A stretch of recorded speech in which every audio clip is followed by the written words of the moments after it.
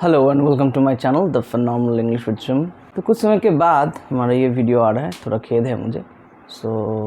हम सभी को पता है कि एक जंग का माहौल चल रहा है और इसी वजह से आज का हमारा जो वीडियो है वो है वर्ड वोकैबुलरी, राइट।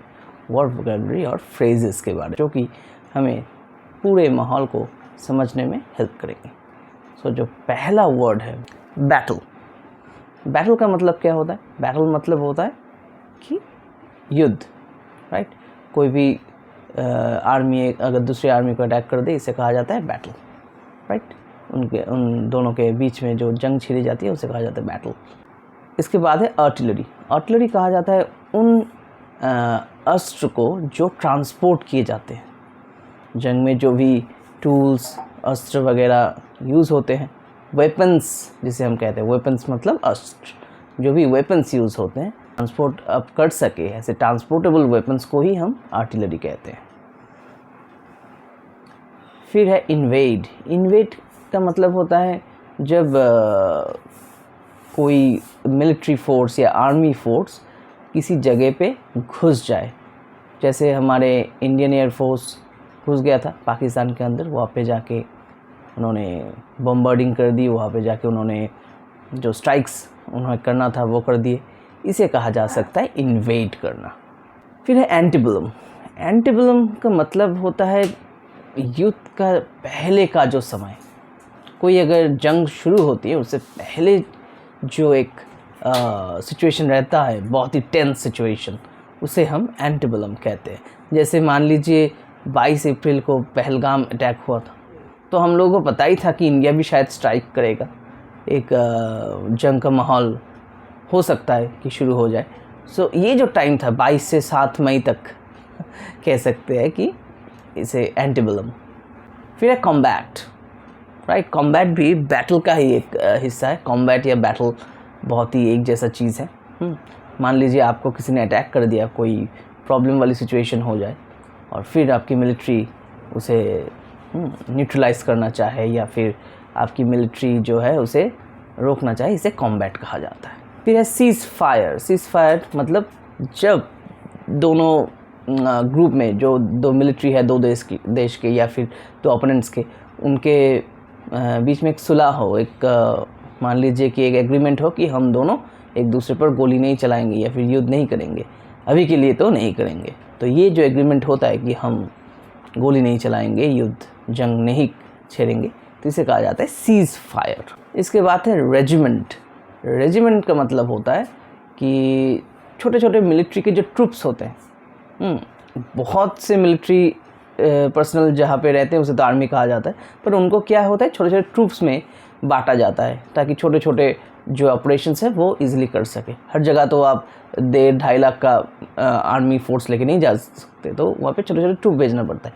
छोटे छोटे ट्रूप्स को हम रेजिमेंट कहते हैं। Symmetrical and asymmetrical warfare. Symmetrical warfare का मतलब होता है अगर दोनों ओपोनेंट जो मिलिट्री फोर्सेस है वो इक्वल फोर्स उनके पास है, इक्वल स्ट्रेंथ है, तो उसे सिमेट्रिकल कहा जाएगा। अब अगर ये ऑपोजिट है, मतलब एक ओपोनेंट थोड़ा वीक है, एक थोड़ा स्ट्रांग है, इसे एसिमेट्रिकल कहा जा सकता है। जैसे मान लीजिए हमारे यूक्रेन रशिया में, राइट, या फिर मान लीजिए इंडिया पाकिस्तान में, ये एसिमेट्रिकल काइंड ऑफ वॉरफेयर है।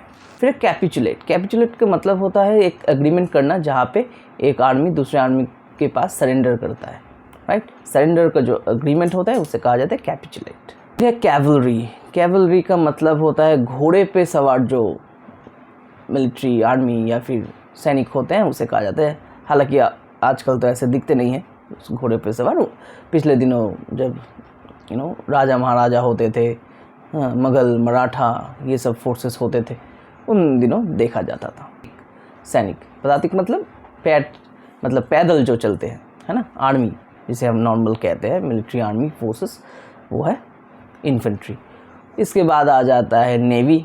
हमें मालूम ही होगा नेवी का मतलब होता है जो पानी में जो हमारा जो आर्मी या मिलिट्री फोर्सेस तैनात होते हैं उसे कहा जाता है, राइट। मतलब सबमरीन जहाज़ वगैरह से जो अटैक करते हैं।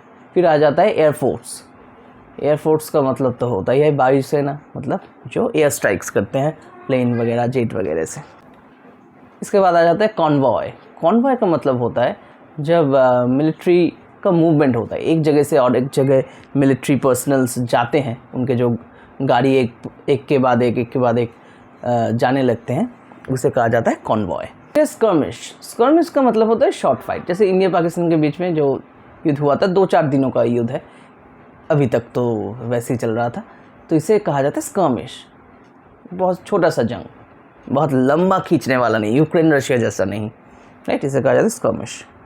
फिर एक कू एक ऐसा वर्ड है, आप कह सकते हैं अगर कोई एक ग्रुप दूसरे ग्रुप के अगेंस्ट कोई साजिश रचे या फिर दूसरे ग्रुप को हटा के खुद वहाँ पे बैठ जाए, इसे कहा जाता है कू। नेक्स्ट एक बहुत ही इम्पोर्टेंट सा वर्ड है क्रैकडाउन। क्रैकडाउन मतलब किसी पर हल्ला बोल देना, हमला करना। तो जैसे हम कह सकते हैं India crack down on Pakistan heavily. फिर आ जाती है अलाई। जंग के समय आप लोगों ने देखा ही होगा कि हर एक जो देश है उसका कोई ना कोई मित्र देश कोई ना कोई रहता ही है। तो जो मित्र देश रहते हैं उन्हें हम अलाई करते हैं। जो भी हमारे दोस्त हैं जंग के समय जो हमारी साथ देते हैं उसे हम अलाई करते हैं। जैसे इंडिया का जो अलाई है वो है इज़राइल, वो है फ्रांस, ऐसे। फिर टैक्टिक्स। टैक्टिक्स मतलब जो भी कौशल हम यूज़ करते हैं जंग में या फिर किसी भी ऐसे प्लानिंग वगैरह जो करते हैं, राइट, उसे हम टैक्टिक्स कहते हैं। एंड लास्ट जो वर्ड है हमारा वो है बम्बार्डमेंट। बम्बार्डमेंट क्या है?